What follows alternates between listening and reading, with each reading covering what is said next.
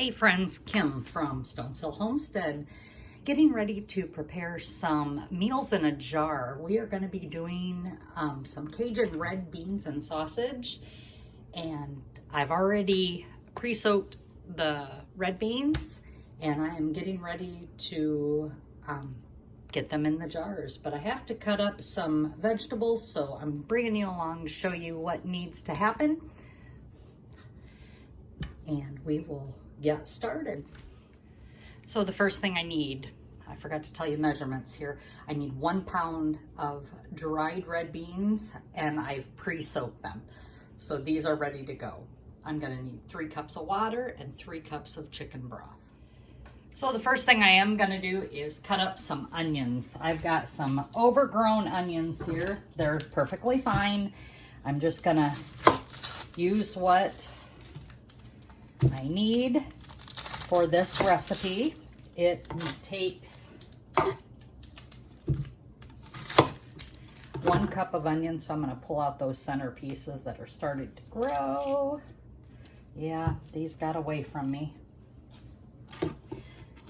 I am, however, going to also use those green tops off of the onions for some other things. We are in the June Pantry Challenge with Jessica from Three Rivers Homestead. And the main reason for this Pantry Challenge is that our friends in other seasons, so like Australia right now, they are in winter. And so she collaborated this June Pantry Challenge. Even though it's summer for us, it is winter for them. And so that people in other countries can also participate in a pantry challenge. So I am also doing that. But the pantry challenge for us is much different than our people that are in winter right now. In Australia especially, this is where I'm referring to, just because I have some channels that I watch from Australia. But ours is more of a using up the items that we still have in the freezer left over from last garden season. So I have green peppers, I have onions that I need to finish using up, and I'm using them up so that I can make room for the new stuff that will be coming this garden season. We don't want to be wasteful, and I like to have fresh every year in my freezer. I don't like digging down to the bottom of my freezer and finding that I have vegetables that are either freezer burnt or have spoiled or just forgot about from 2 years ago. It just makes me aggravated at myself when I do that. And I know we all do it. There are some things that are perfectly fine that are like, I have some dehydrated kale in there. I keep that in the freezer. But there are just things that I just need to be mindful of. So this pantry challenge that Jessica is hosting, is one of those great things that help us to be good stewards of not only our money, but our food pantry. So I need 1 cup of chopped bell peppers. I've already got them ready to go. They are out of my freezer. I have onions. I need 2 cups of chopped onions for this recipe. So I'm gonna finish chopping these up very fine, and then I will take you to the next step. I also want to share with you what I'm doing with these pieces. These leftover ends and pieces and skins, I put them in a bag. And you're probably wondering, why am I putting them in a bag? Well, I'm going to throw them in the freezer. I have got 2 rotisserie chicken carcasses that I had purchased from Sam's, and all the bones are left in the freezer that I have saved so that I can make bone broth. So when I have enough of these items, my vegetable cuttings, leftover cuttings, I will throw that into a big stock pot, and I will make bone broth with these leftover pieces and parts. It's just easier to do that, and I don't want to be wasteful. So with this pantry challenge, it teaches us new skill sets. So you want to be using up all your little parts and pieces of your vegetables and not be so wasteful. And you know, if you don't have the resources to do the bone broth, I get it, and that's okay. This is just an option for you if you are able to use that and make your own bone broth. It saves us money in the long run. So I need to get these beans started cooking. I need to add 6 cups of fluid. It calls for equal amounts of broth and water. However, I do not want to use a partial quart of my bone broth. Boy, listen to that seal. Wow.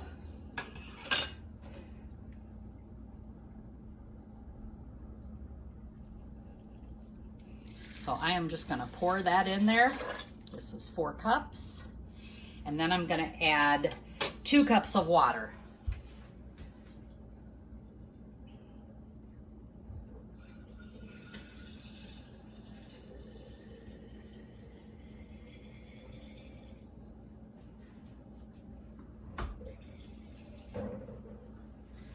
I'm going to shake this water up a little bit in this jar, just to get all that goodness from the bone broth out of there. Pour that into my beans. Here we go. What we need to do then is bring this to a steady boil, to bring that up to heat, and then we're going to cook these for 30 minutes. And the reason why we're doing that is we want to make sure that those beans have swelled up to the right size before we put them in the jars. You can do raw pack beans. I've done that too, where I put the beans in, I let them soak overnight in the jar, and then dump the water, put the correct water back in there, and can them. You can do that. When I'm making soups or stews or chilies, I always make sure my beans are fully rehydrated. Many great videos on YouTube, on the internet, for canning beans by themselves, but today, like I said, we're doing canning Cajun red beans and sausage. Boy, friends, I'm telling you, these onions are strong today. I'm using my Pampered Chef chopper just to get these finely diced. A little bit time saver for me, and there is my 2 cups of diced onions. While those beans are back on the burner getting up to temperature, I'm gonna also get my Cajun spices ready. We need to make some Cajun seasoning, so we need 1 teaspoon of dried oregano, 1 teaspoon of thyme,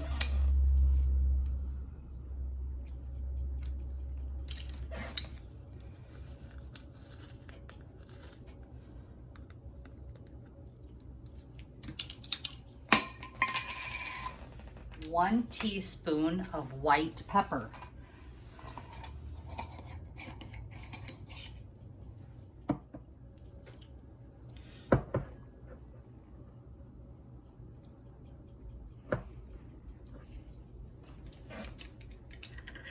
a 1/2 teaspoon of black pepper,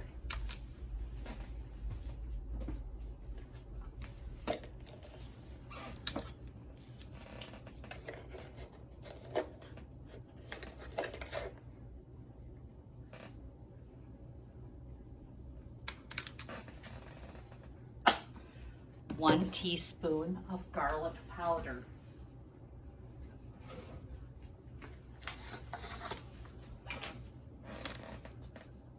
you can also use fresh garlic if you want to.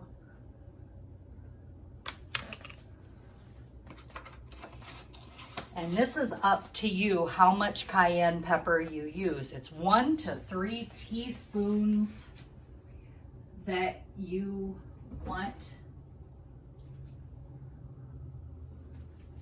based on your heat. And since I'm not really sure who's going to be eating this, I'm not going to use, it actually calls for 1.5 teaspoon for this recipe to make the amount of Cajun seasoning that I need. But I'm not sure who's going to be eating this. So I am going to cut it back and just use 1 teaspoon. And that's all I'm going to use instead of the full 3, or I guess 1.5. So I cut it back by 1/2. So that is what the seasoning is for this. And we're just gonna mix that up and wait for the beans to cook. The vegetables are cut. And once that is all done, we will cook and get ready to show you the canning process. So, as you know, this is the Cajun seasoning. The recipe calls for additional spices. One thing about beans is they're very bland. And if you don't make them so they taste good, nobody's gonna wanna eat them. So we are going to add additional seasonings to the spices to pour in when it's time. This is not part of the Cajun seasoning mix. This is all that is right there. That's what's going into the recipe. But we have to add some canning salt.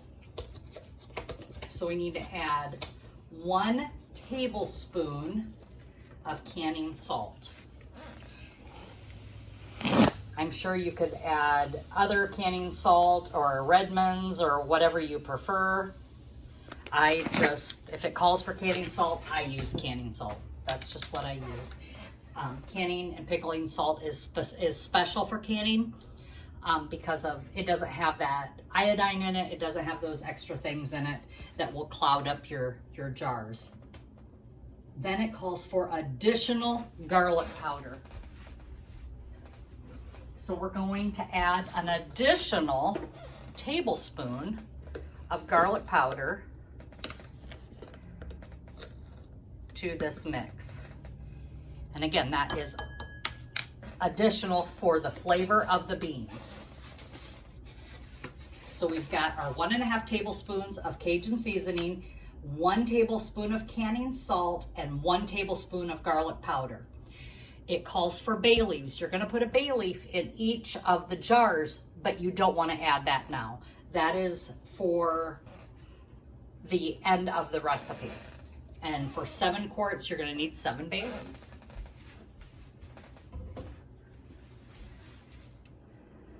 So as you can see, the beans are still coming up to a boil. Once they boil, we have to boil them at a steady boil for 30 minutes. Got my wet stone woodenware. I'll have that linked in the description. I'm just making sure that there's no beans sticking to the bottom.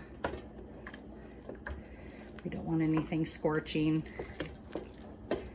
Beans are as long as you have liquid, and just keep track of them. Keep them stirred. You won't have any problem. So there's that. The skillet right here. We are going to get a 1/2 pound of bacon chopped up, as well as our 1 pound of sausage. Contrary to what everybody says, that I'm gonna get some pushback on this about what not to do and to do with bacon and andouille sausage. It should be uncured when you're doing this. However, in the Ball cookbook for canning, this recipe, it says that you don't need to do that. Apparently, it says that, you know, you shouldn't be canning bacon, cured bacon or sausage with nitrates.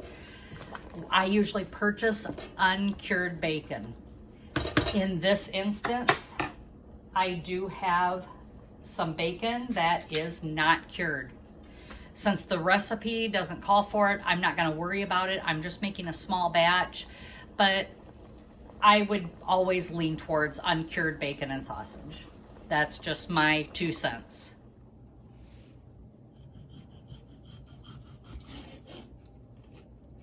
Just getting this bacon cut up in nice small little pieces. This needs to be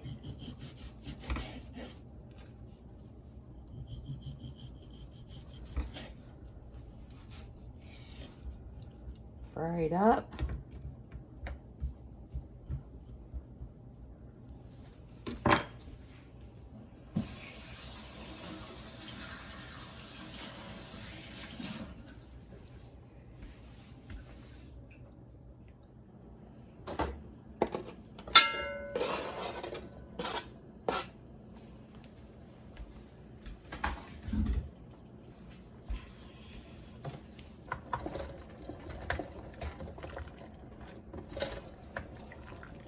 Just keep track of your beans. You don't want things sticking. Sausage or bacon, I'm gonna break up here. We'll get that fried up, then we'll get the sausage fried up. This is gonna be a great meal for the jars for a quick meal at work. As you know, I work third shift, so we don't have a cafeteria or a kitchen like we can, or a cafeteria we can go to at the hospital for third shift. So, you know, we always have to bring our lunch. And this is really nice because 1 pint jar is all I need, a small portion of rice, and I'm good. If I choose to use rice, a lot of times I just eat this like a soup. So those that are local to me in northern Indiana, you know today is not the best day for us to be doing hot projects in the kitchen. We were at 90 degrees today. We've had no rain. My garden needs attention, which I got done already. I got that taken care of already this morning after I got off work.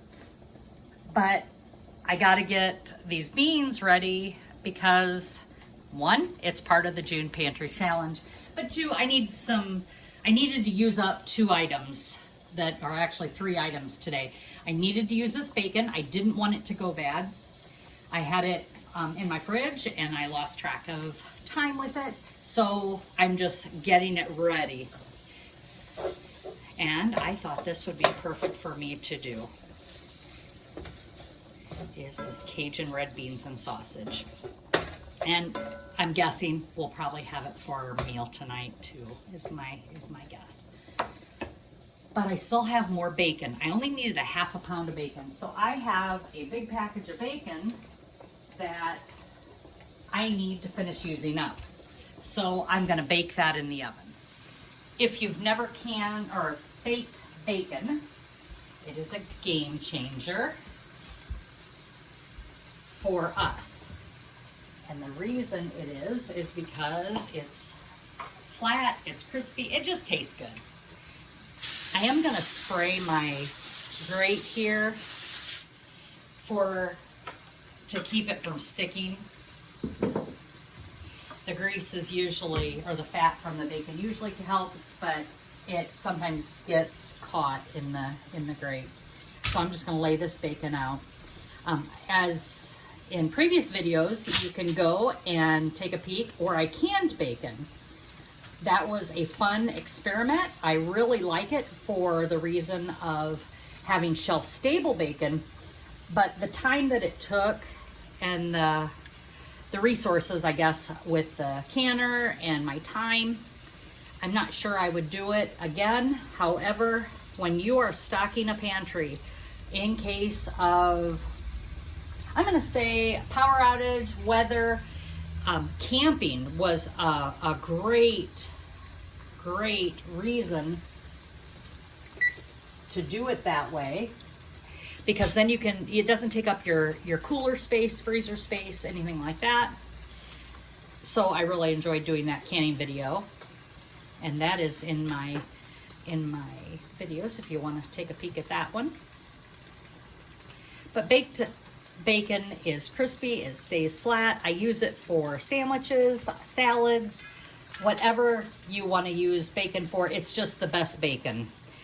You don't have to stand over a skillet and fry and have grease splatter all over. It just is a really efficient way of getting your bacon done. So I'm going to stick this in the oven here and bake that bacon. So now that the bacon is mostly cooked, I'm adding the sausage.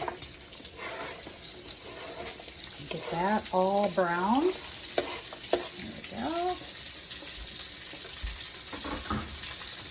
You can use any sausage you want. I'm not using andouille. I am using a smoked sausage because that's what we prefer. And I'm a little bit of a rebel canner, so you will see that throughout my videos. I've been canning for many years, and what you think, or I shouldn't say you, what people think, or people that have wrote books and things like that are very much more knowledgeable than me. So you have to do what you want to do for your kitchen. I am one to push the envelope with a few things. I have been canning for many years in a variety of ways, and for people to tell me that you have to pressure can certain things is a little bit outside of what I believe, because many people for hundreds of years have canned with no problem using the water bath method. You just have to research it and do what you think is best for you and your family. This will be pressure canned, but I have seen many people pressure can things that, like I said, meat, vegetables, things like that. And I have seen people water bath meat.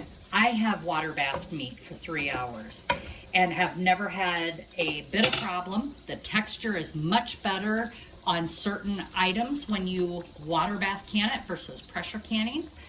It is a lot different, but I'm not here to tell you to do it that way. You need to do your research and see what you feel comfortable with.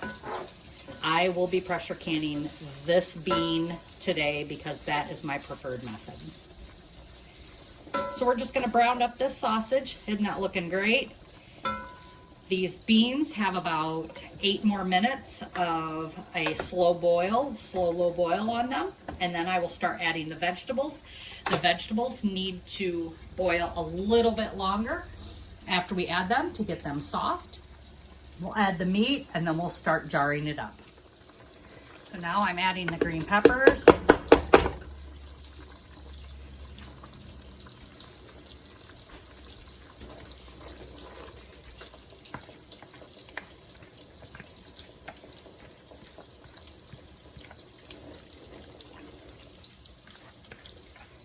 That's 1 cup of green peppers, and they are diced very small.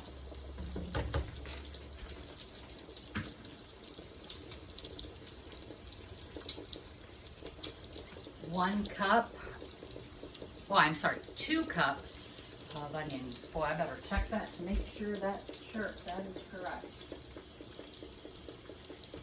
Yes, 2 cups of finely diced onions. Scraping it off my Epicure cutting board. Has like rubber feet on it so it doesn't slide on me. Okay, there. That. I'm going to give this a good stir. It's going to get very thick, and I may need to add more liquid to this But I will not do that until the end, and the reason is I want to fill each jar about 3/4 full of solids. So I'm careful not to get it too watery yet. I just want to see what I got, but I may be adding more broth because I haven't even added the meat yet to this.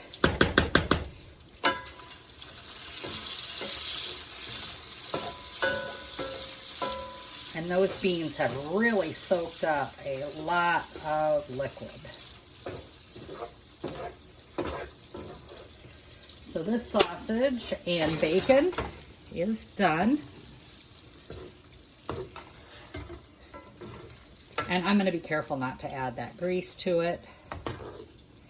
I'm going to let it drain out here to the side. I'm adding the bacon and the sausage.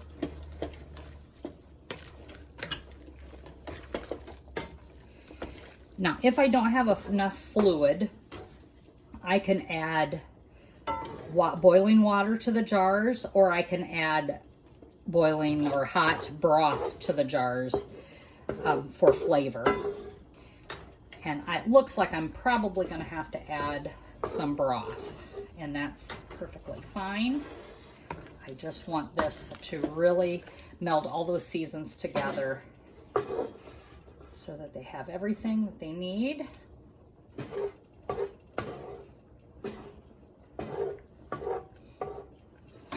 Trying to keep from getting that grease in here. And that's another reason you cook off your bacon, so that you don't have a clump of grease in your soup. A little bit is fine. You just don't want a lot. Now, if I was canning different kinds of meat, yeah, I do want some different things in there.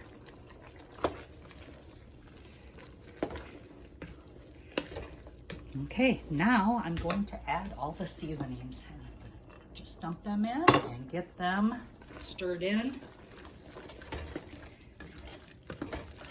And let that cook.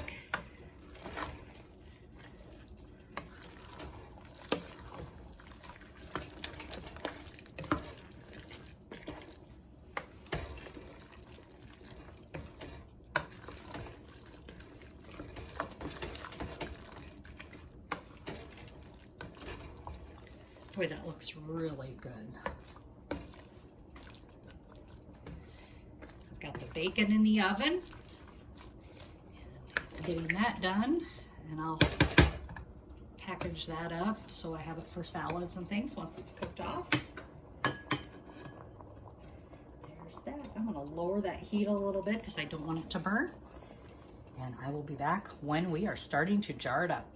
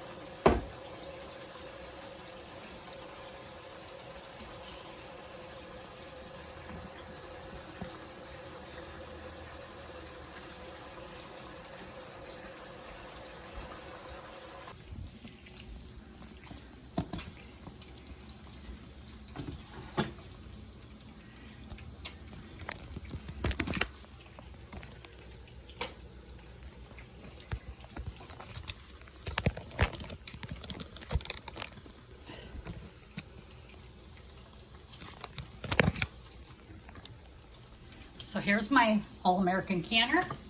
I'm gonna pour 2 inches, oops, gotta get my weight out of there. I'm gonna pour 2 inches of water in the bottom.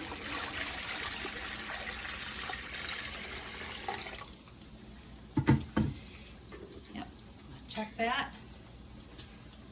I am going to turn this on and get this up to temperature because like I said, I don't want to shock my jars. The other thing you have to remember is that leftover vinegar for wiping your rims, pour it in there. It will save you from cleaning jars after the fact with mineral deposits. So remember, I put that bacon in, and here it comes, and there it is, perfectly done out of the oven. It looks fantastic.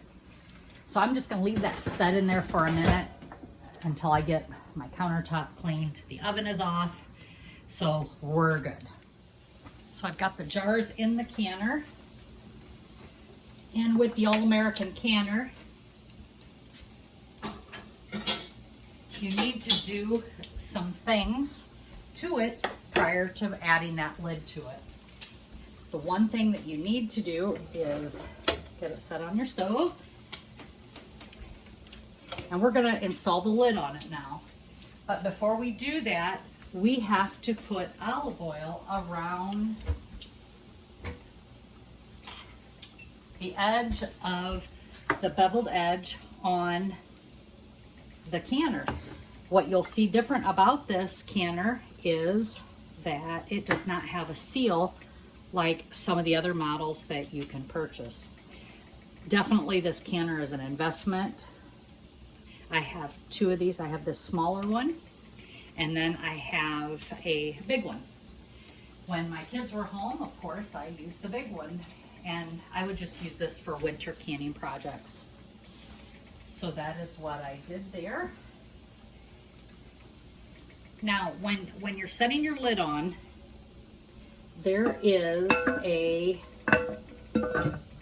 arrow. I'm going to turn this around here, that you need to line up.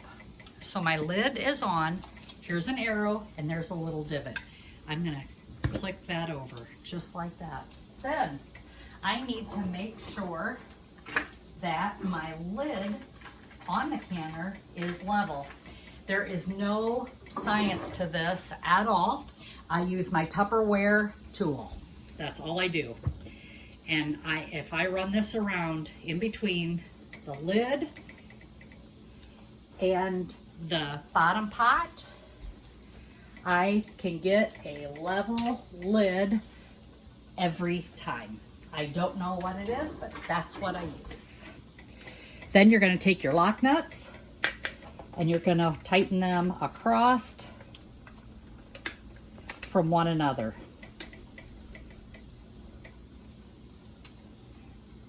I'm going to tighten these, tighten them up across from one another.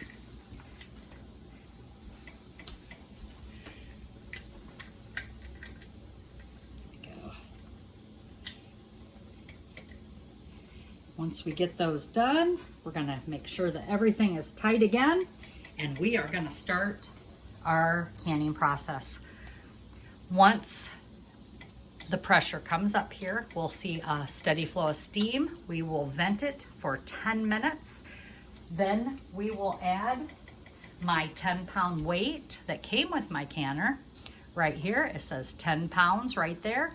We will place it on here, and then we will pressure can these items, this recipe for 90 minutes at 10 pounds of pressure. Remember, you go by your elevation, go by your canner instructions.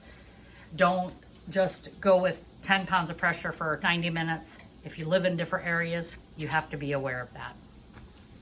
We'll see you when this is at the next step. Okay, so here is the crumbled up bacon that I had left over. So that's ready for salads or omelets or whatever we choose. Here is that baked bacon. Look how flat that is, how perfectly cooked that is. I didn't have the mess. It was done in the oven. It's just really easy to do it this way, and it's a time saver. It's hard to see here, but there is a full stream here coming out. It's starting to push that pressure out. and we will start the timer for 10 minutes. And once that 10 minutes is up, then I will place the weight. So we've just waited our 10 minutes of venting. I'm gonna drop my 10-pound weight on, and we will be bringing the pressure up. Once this pressure hits 10 pounds and this weight does its jiggle, I will start timing for 90 minutes. And here we are, done with the 90 minutes of pressure canning. And we will be waiting on that dial to come down to 0, and it'll do that on its own. I will leave the weight on until this dial is completely down to 0, and then we'll remove the weight. Let the jar sit a few minutes, 5 or 10 minutes inside the canner, and then I'll be able to remove them. Okay, we are done canning. It's down to 0. I've taken off the weight, and now I can unscrew the lock nuts here, doing a cross on the canner for the All-American. There it is. When you open, turn, open away from you so you don't get any steam burns.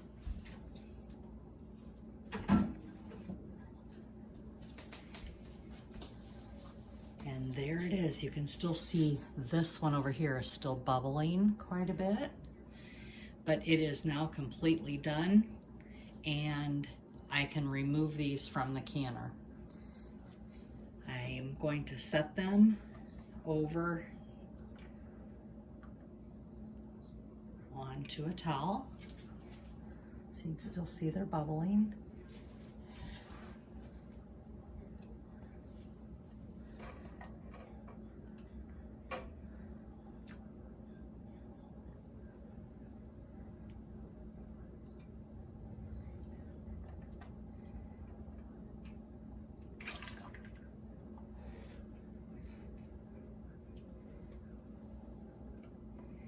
And it looks like there's no siphoning, and we have a successful canning job. I'm gonna lower you over here so I can bring you to right here. And so there you have it, friends. We have, look at that bubbling. Boy, it is really going after it. So we have our canning of Cajun red beans and sausage. And again, this will make 4 meals for us. Easy meals. I could eat it as a soup. I'm just gonna let these cool down completely. Tomorrow, after 24 hours of setting, I will remove the rings, wipe the jars off, label them, date them, and we will be done. So thanks again, friends, for joining me for this canning video with my All-American canner. I appreciate each and every one of you, and hope that you are enjoying the beginning of summer in your gardens and preparing for your pantry for this up and coming winter. Again, as always, be blessed and laugh as much as you breathe. Have a great day.